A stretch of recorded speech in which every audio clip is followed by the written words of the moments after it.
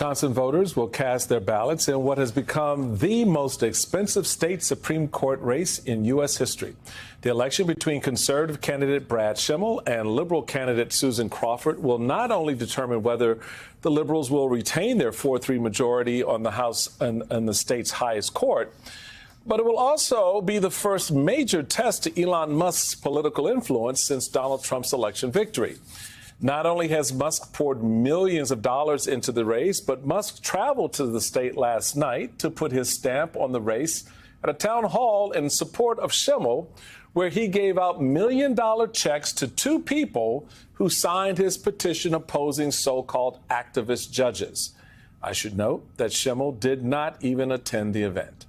Joining me now are two MSNBC political analysts, former Republican Congressman David Jolly and Democratic pollster Fernand Amandi. This is a Florida combo meal right here, folks. So just buckle up and get ready because, David, the interesting thing for me here is the fact that Musk has put himself at the center of this race.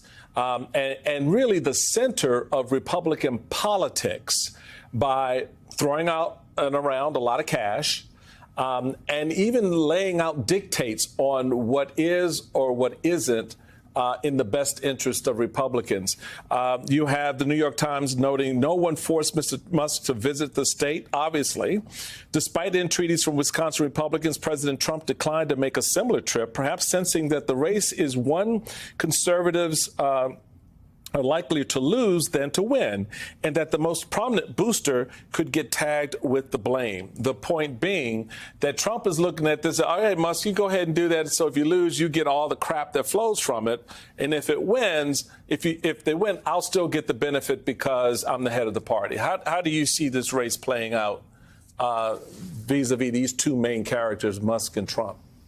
Sure. Look, it's a co-presidency right now. I mean, Elon Musk is basically running the country. He's the COO and Donald Trump's the CEO. And I actually think for Elon Musk, what we're seeing him is kind of stretch his wings a little bit and just make a raw power play, right? He likes being the richest man in the world. Now he wants to be the most powerful political man in the world, which creates this kind of dirty narrative about the oligarchs. And I would also point out on this front, Michael, look, to see him handing out two $1 million checks to, yes, sign a petition, but essentially turn out to vote.